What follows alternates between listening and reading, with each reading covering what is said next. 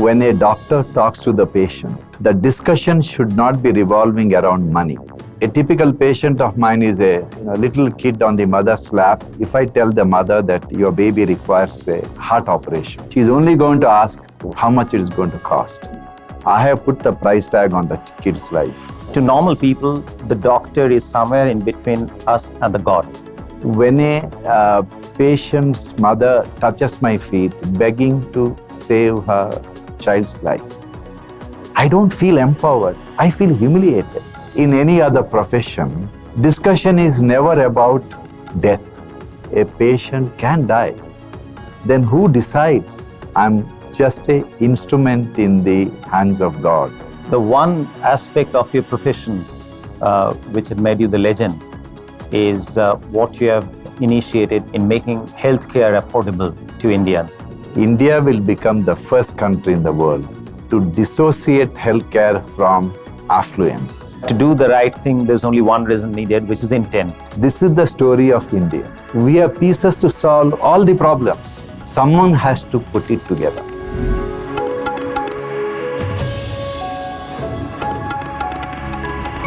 Dr. Shetty, thank you very much for being on Duologue. It's a pleasure to have you with us. Thank you. It's my pleasure. Dr. Shetty, I have often observed, experienced, and might have heard from someone that when we walk into the chamber of a doctor, the doctor's look itself can act as half cure. We feel assured. Sometimes we feel that, well, Yes. we've come to a place we are safely taken care of. Yes. But when I look at you, I would tend to go one step beyond. I think looking at you, thought of disease goes away from my mind. Thought of heart disease would be the last thought on my mind. So how do you keep it so positive? It's healing is a lot more than cutting and stitching. First thing is empathy, compassion, and touch. That has a very, very powerful healing tool, which we largely ignore. So this is the sad part of changing in the medical healthcare delivery. But some of us do believe in these soft senses, and it has a massive impact because we as doctors know very, very little about healing and the cure. It is a nature which does most of the job, and we are just there to assist. So this empathy, touch, compassion that you spoke about, that tends to come from within, right? You can't really display it unless and until you feel it inside. Generally, Barun, people with that kind of a bent of mind only take up medicine. Yes, it's a very tough job because being a doctor, you see, in any other profession, when you are when you are in your day-to-day business activities, discussion is never about death. In our profession, from morning till evening, only thing what our clients are scared of or scared of losing is life.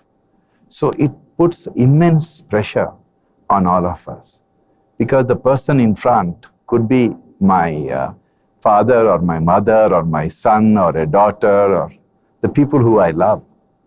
So bringing that kind of a bent of mind, saying that the person sitting in front of you is no different than your own family, makes everything very simple to manage.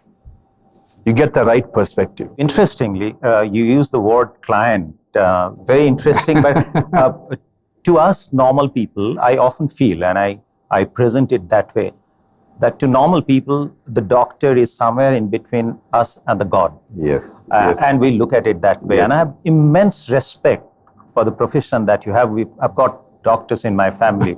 My elder sister is a gynecologist. But while she was studying medicine, I realized that I'm not cut out for that. The sheer weight of the anatomy book itself, and the fact that I'll have to mug it up, and then I'll have to live it and learn every day on top of that is not anyone's job. And in some of the management theories we were taught, saying that talent is something which you're born with. You can't acquire. You can only hone your talent. Skill you can acquire. And which is what you just said. The people who go to this profession, medical profession, empathy is one of the talents which is ingrained in them, which they are born with. I don't think humanly it is possible to perform what you do in your profession without being absolutely part of it, without being feeling about it from within. Yes. So that's, thank you very much, not only to you, to the entire fraternity of medical professionals, but particularly when I come back to you. You are 70 years old, but I don't think that that's your chronological age. I don't think that you have allowed your physical or mental age to reach there at 70. How do you do this? I think if you're happy with everything what is happening in your life, life gets very interesting. I've been very lucky in many ways. God has been very kind to me, and everything, today God comes and stands in front of me and says, I want to give you something materially. Is there anything you want? There is nothing I can ask him. He has given a wonderful family, wonderful children, so many friends, and a profession I love. I jump out of the bed to come back for work. Long ago, I met a very famous actor. I don't wish to name him. And I told him that, look, you're our hero. Then he laughed and looked at me and he said, Doc, we are the real heroes and you're the real hero. You're the hero in real life. That is the role which most doctors enjoy. They can be heroes in real life, saving someone's life. Doctors can bring out magical transformation. You look at a child who's very, very breathless, very blue, gasping for breath. You take the child to the operating room. 4 hours later, you come out with the child. Child is pink, and the child is normal, and the child will live to be normal. And you have brought about the transformation in 4 hours. That's nothing short of magic. And this is what this profession is about. No doubt, Doc. You know, sometimes when we try and figure out, when I sometimes ask myself that, why do we love our kids so much? Even the pets that we start adopting from a very young age. The answer came to my mind is that when I realized that the little thing would not live, would not survive without my support, that's what builds that bond, that attachment, which we do. Maybe I've got one kid, people may have 1 or 2 kids, but you do that every day, day in and day out. There are many people who come to you, they submit themselves to you and their fate, and then they go back happy with their families. So definitely, if there's one person or one fraternity which to be called is real hero, it will definitely be the doctors' fraternity. And in terms of happiness, you just talked about your happiness. That is another interesting perspective. I often try to put a theory to happenings of life to life. I know I restrict myself, but it's a selfish interest that when I put a theory, it is easier for me to comprehend. So I discussed in some other duologues that I try and put a theory or a number or a calculation to happiness. And I came up with a simple formula that as long as the real outcome equals or exceeds your expectation, you are happy. So you have... I have a different theory of happiness. My theory of happiness is if you're a child and you love ice cream, whatever the flavor of ice cream, and you've been hungry for last few days, and the child is hungry, and somebody gives the child the favorite ice cream, and the child enjoys the ice cream, really, really enjoys. Then all of a sudden, the child is surrounded by 100 hungry children. And they are watching this kid enjoying the ice cream. And the kid looks at the other children and looks at the ice cream. The same thing which was so tasty ceases to be tasty. Imagine a situation, then all the 100 children have the ice cream. Everyone is enjoying, everyone is eating the ice cream. Then that ice cream will be the tastiest ice cream the child has ever eaten. So this is the real happiness. Happiness is not about what I have. Happiness is about ensuring that people around you also have what you have. They're also happy, you're also happy. That is the ultimate happiness. What you're saying, I don't see that we are saying something much different. Yes. Right. Now, expectations Yes. can also be that you expect wellness for everybody around. Till the time your expectation is met, you're not happy. Yes. So if you have set your expectations saying that I like to be happy with the ice cream, and if you get the ice cream, you're happy. Yes. But if you have transcended yourself, you've gone beyond your own self, and you've looked at the world as a whole, then your spectrum of happiness expands, dramatically changes. Yes. But does it somewhere bring a little bit of a conflict? I'm quite confused about it, and I'm sure that I don't have a real answer to it. It's just coming to me as we are talking. When we travel on an aircraft and the announcement comes that if there's a short of oxygen level, the mask will drop. You put the mask on yourself first and then put it on the kid. Yes. Yes. So somewhere can one also put it across that way, that unless and until you take care of yourself. Exactly. You can't take care of others. Yes, so if you don't make yourself happy, you won't be. If the mother is not happy, yes, the kid would not be happy. But there's a blurring line where your happiness, rather, as long as your happiness doesn't come in conflict of interest with others' happiness, yes. and as long as you can, we live in we can consider it something like we are at the middle, and there are concentric circles around us, yes. right? So our closest concentric circle would be in traditional way that our families, and also we yes. look after themselves, yes. and then we go a little beyond our friends and colleagues. That's a little outer. Yes. From there, you go to your locality, the organization that you work for, the country that you live in, and as a whole. So our responsibility possibly willy-nilly diminishes as we move outside. Exactly. Yes. Outside. Yes. So happiness again is internal, as you said, that you chose to be happy. You're content with whatever you have got, and that is possibly a panacea for one of the real problems that we face in modern time, which is stress. If I have to deal with stress, the panacea that I have is possibly try and be happy. So how do you go about it? I mean, how do you make sure people around you, you yourself, that how do we manage the menace called stress? See, as doctors, patients always think like you're God, and they try to put you in that pedestal. But as a surgeon, after having done thousands of surgeries, I realize that I'm just an instrument in the hands of God. Like as a surgeon, I carry scalpel, knife, and the forceps.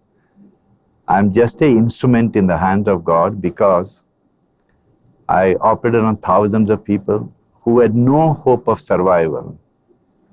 And they go home in 5 days.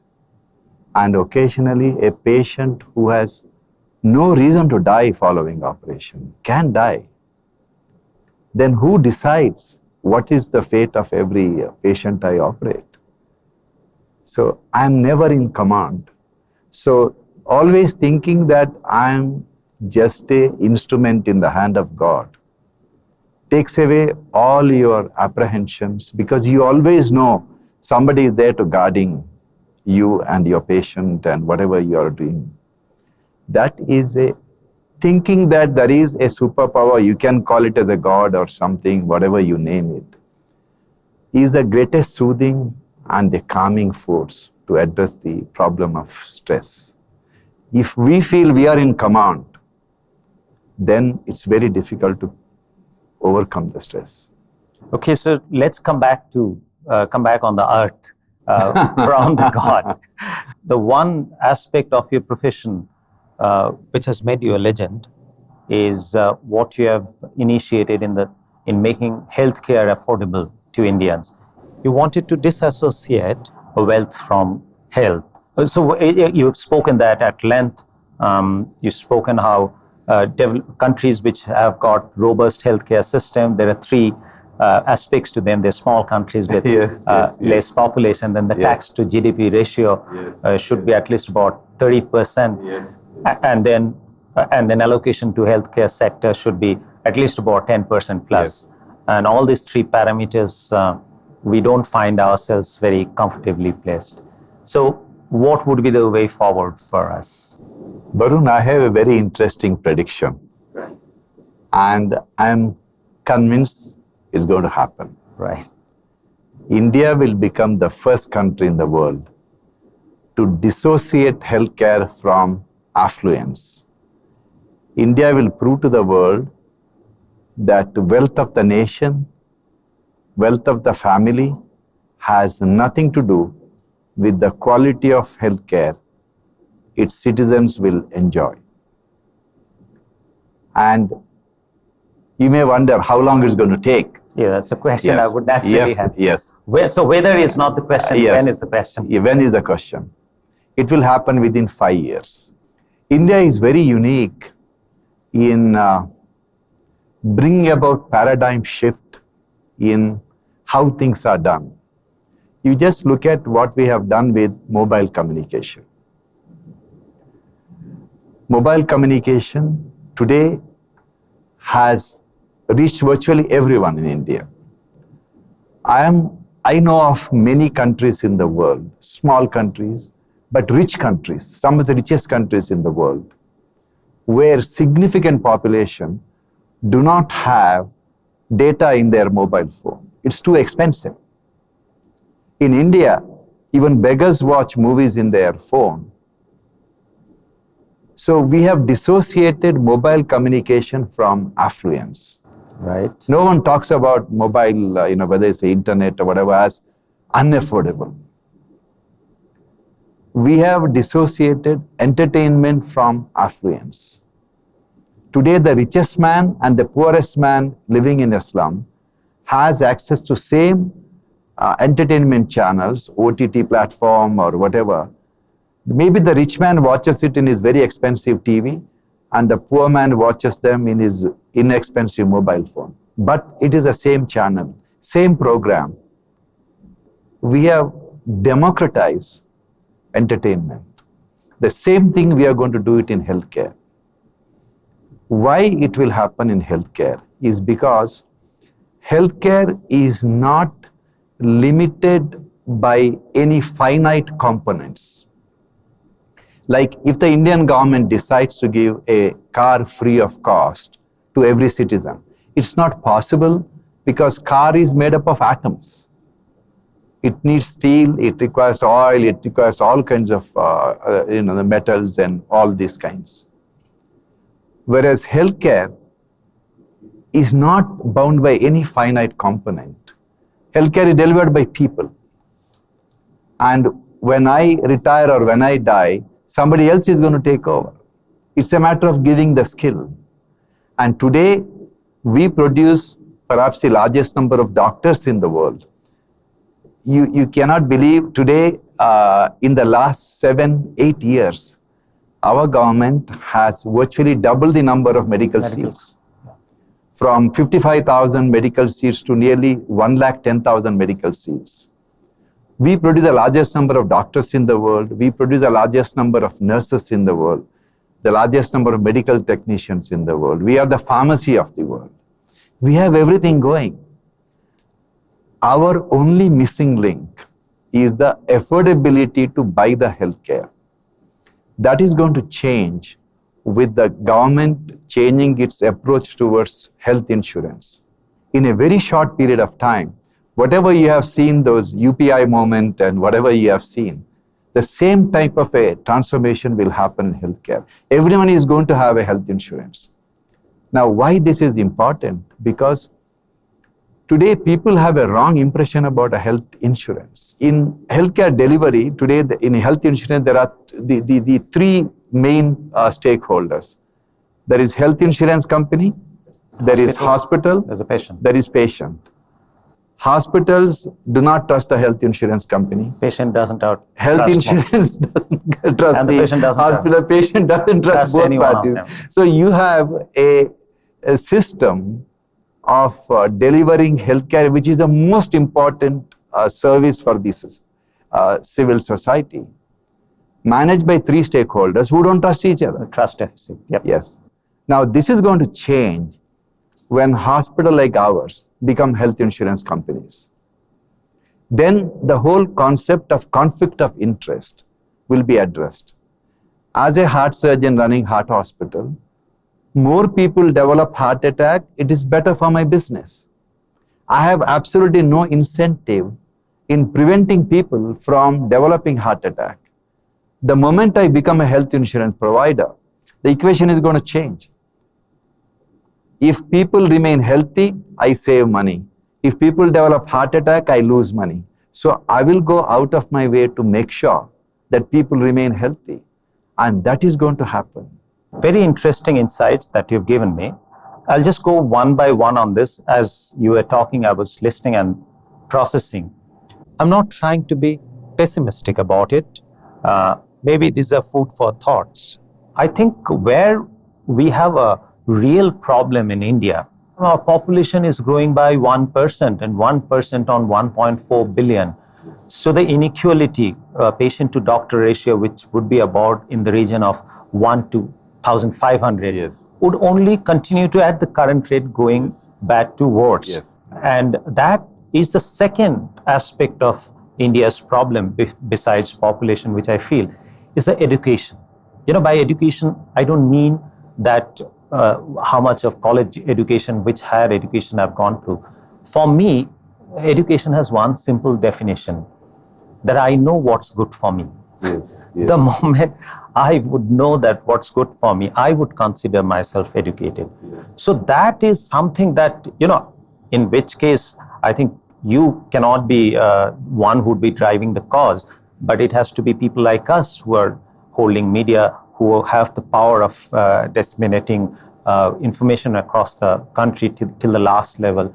We do play significant role for that inclusiveness. It's not government has done enough, private sector has done enough. In your personal capacity, you've created something which is a model which others should emulate. But I think collectively somewhere, we need to take cognizance of the fact that at times aren't we really, is it the case that we're not looking at the root cause? In your parlance, we are not diagnosing the cause. We are only addressing the symptoms. Even the insurance thing, let's say I have a radical view on insurance. Somewhere, I'm sure that I'm wrong. So somewhere I feel that if there are two situations, hypothetically, that a few persons took insurance, and as a whole, the fit persons will have to pay for the, Yes. for the Yes. treatment of Yes. the... So I am disincentivizing fitness in a way. Like I keep paying for insurance while I protect myself from the risk. Yes. But I'm not incentivizing anyone to stay fit. The moment I know that I've got insurance covered, will it be a possibility that I'll get more reckless with my lifestyle? Barun, I'll answer your question, this question second. First, about the education you talked about. Our concept of education has to change. I'll give you one example. You look at two professions. One is pilot training, other one is nursing training. Nursing training, it's for 4 years. And good number of nurses coming from not so good nursing colleges, which are, quite a few nursing colleges. When they come out of the nursing college, they really don't have much skill, because most of the training happened in the classroom. Contrary to that, you look at the pilot's training. Yeah, they fly. Pilot's training is just 10 months. At the end of 10 months, they finish the training, because training happens by these pilot students sitting in the cockpit and initially flying a simulated plane and then real plane. Then they get degree certificate at the end of 10 months, and they're certified to fly a plane, after some time even passengers in it. That is absolutely brilliant.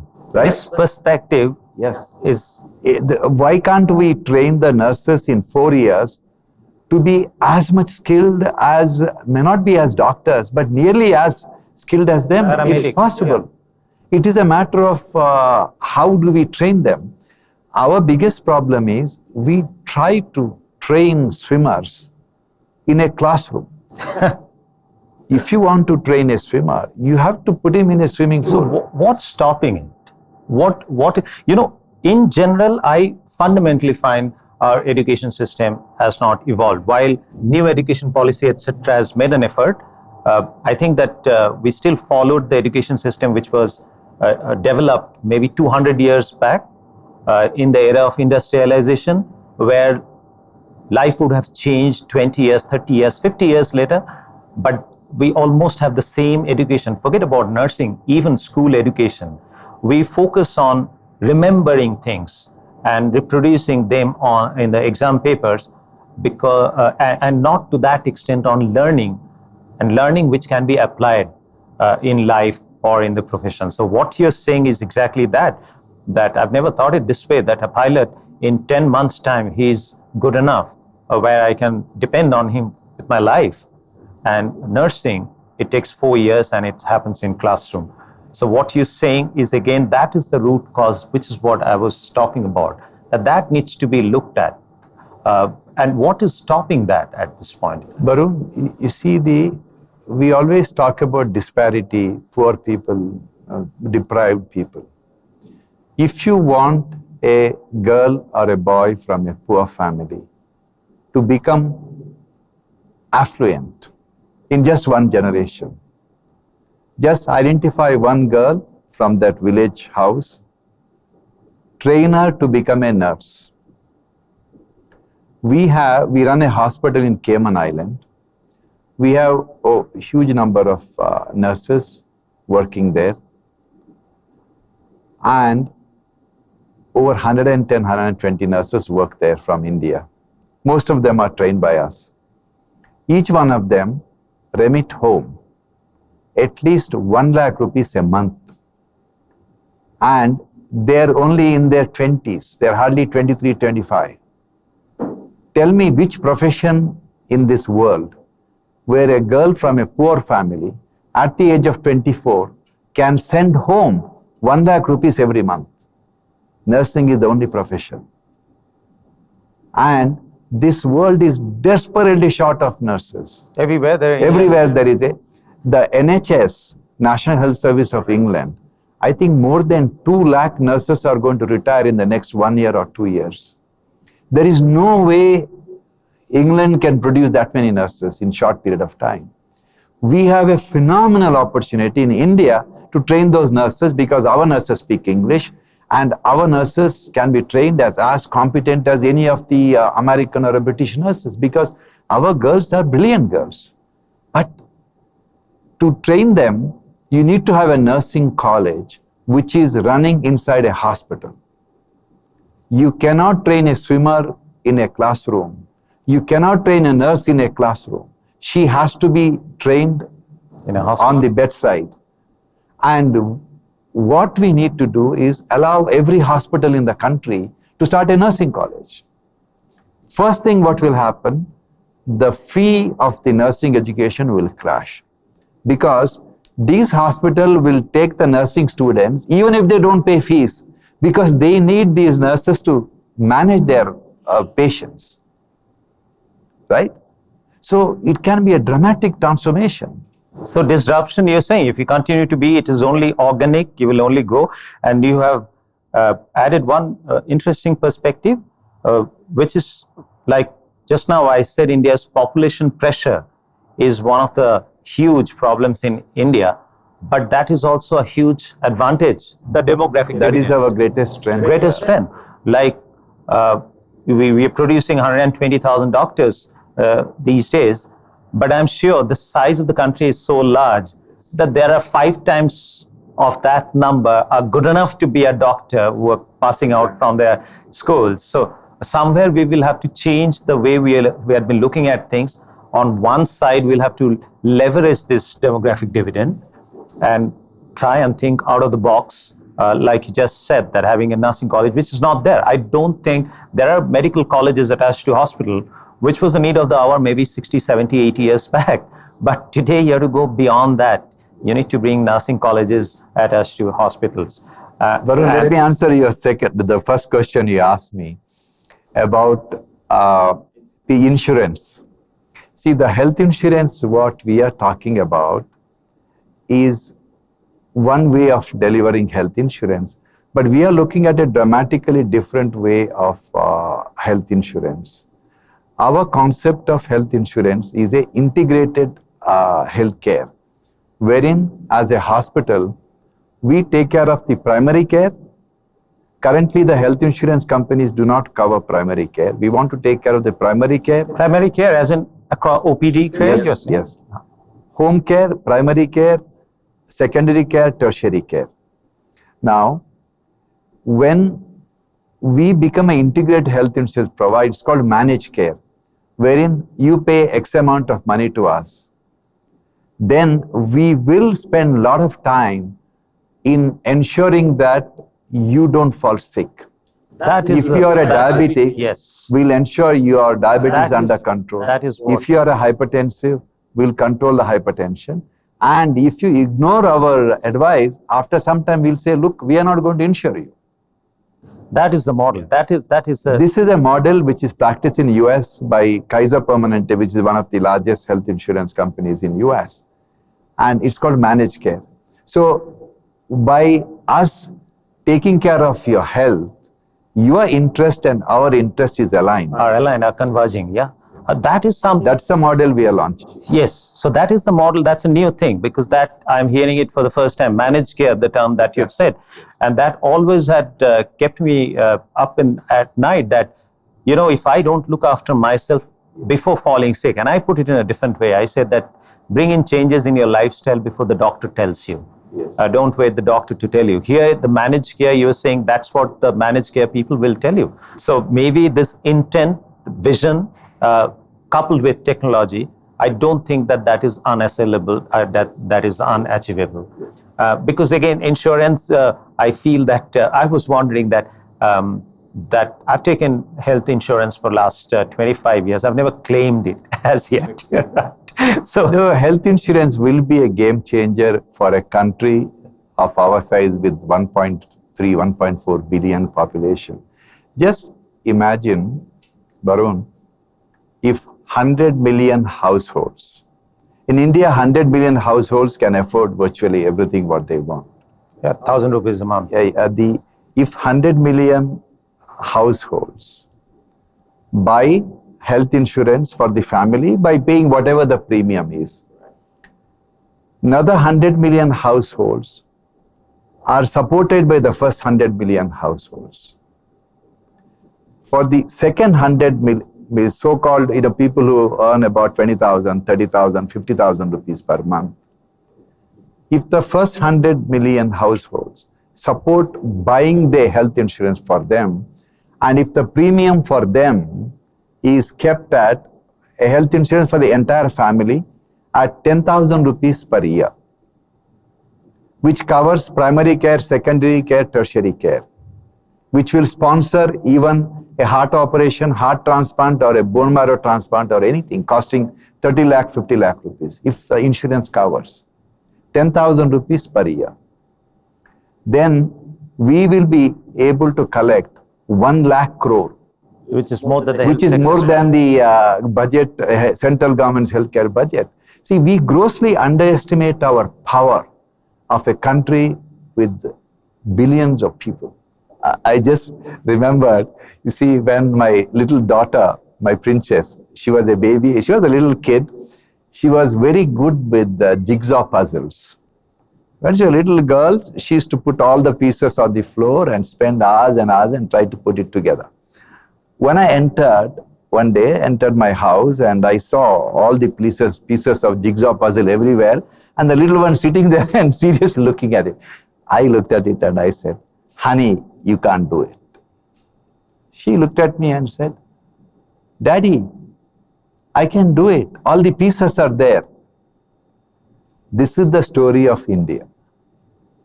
We have pieces to solve all the problems. Someone has to put it together.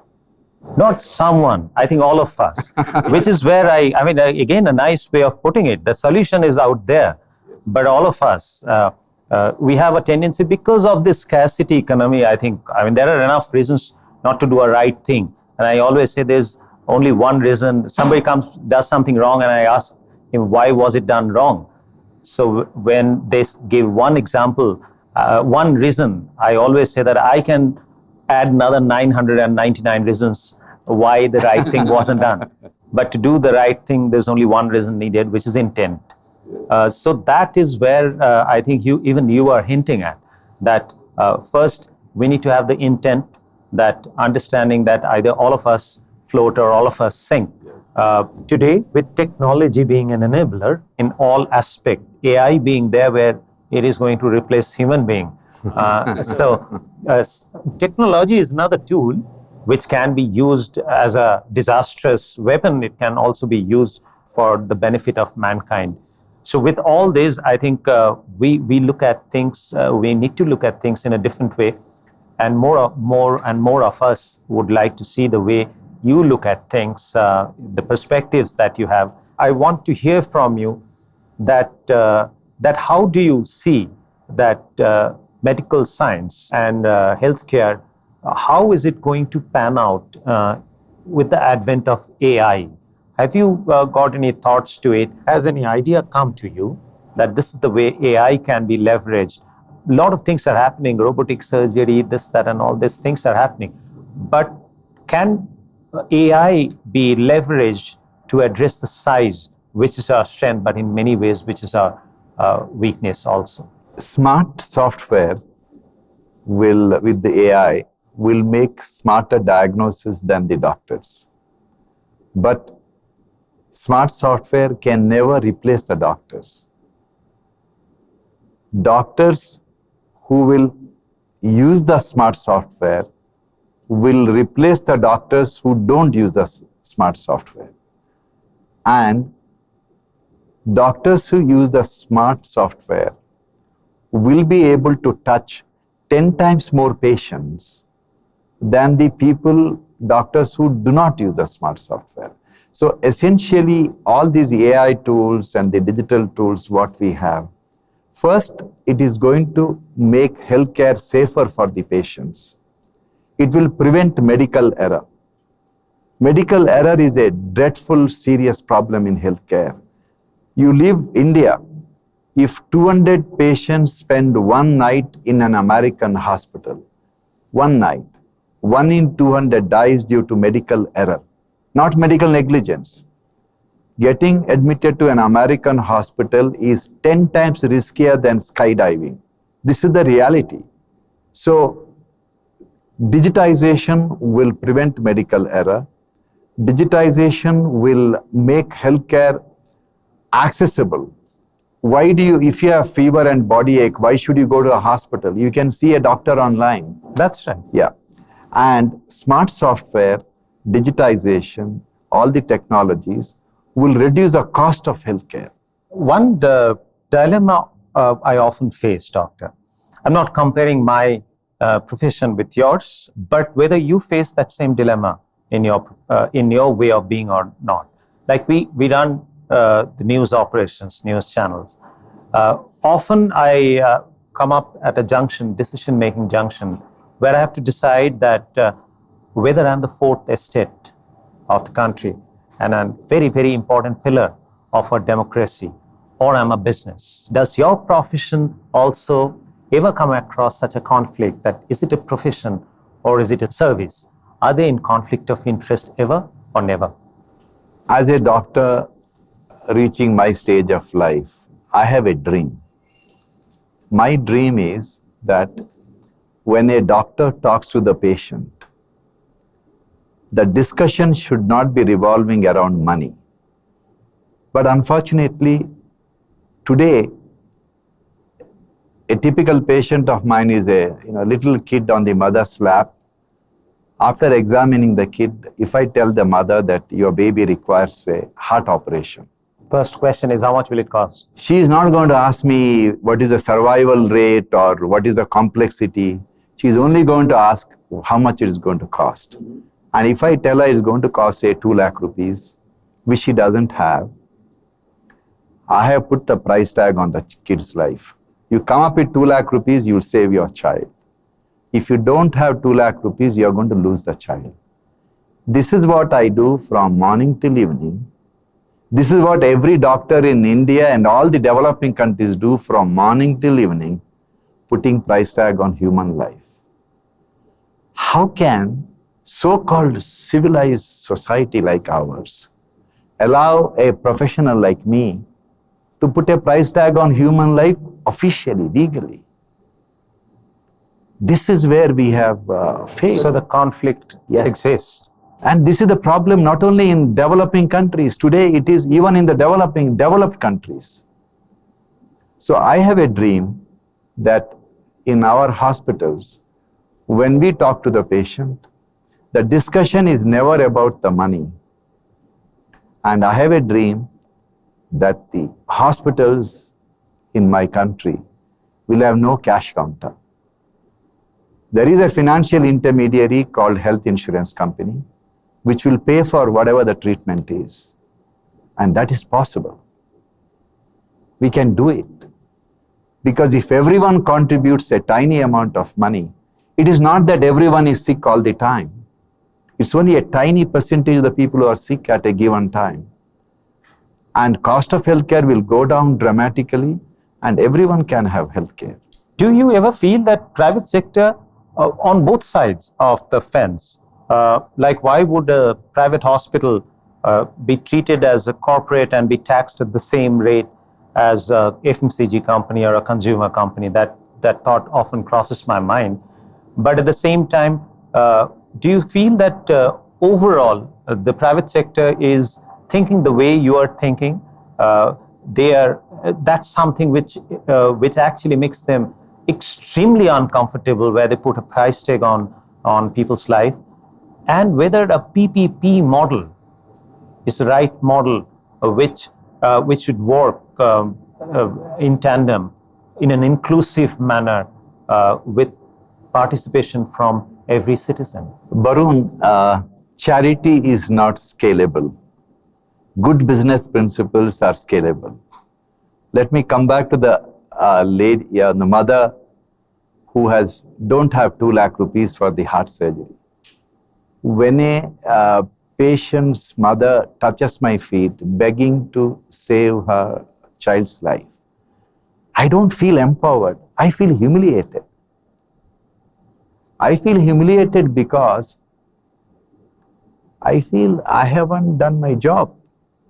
But interesting thing is, when she leaves the office, invariably she will turn around and just look at me and say, "Ami 1 lakh dete pari. I can give you 1 lakh rupees to save my child's life." Now, if I have a health insurance with a premium of 10,000 rupees per year, which will cover the entire healthcare cost of our family, this lady today has enough money to pay the premium for the next 10 years. But I have failed to create that insurance. You see, this is the irony. Dr. Shetty, it has been a wonderful experience speaking to you. We forget to remember in our day-to-day life that how insignificant we are. Yeah. We just are some kind of a dot in the entire cosmic environment, and we are part of a cosmic agenda. But if more of us start thinking the way you approach things, I'm sure we are heading for a better society going forward. And thank you very much, Thank Dr. you. Shetty, Thank for being on Duologue. Thank you. And it's been a great pleasure. Thanks.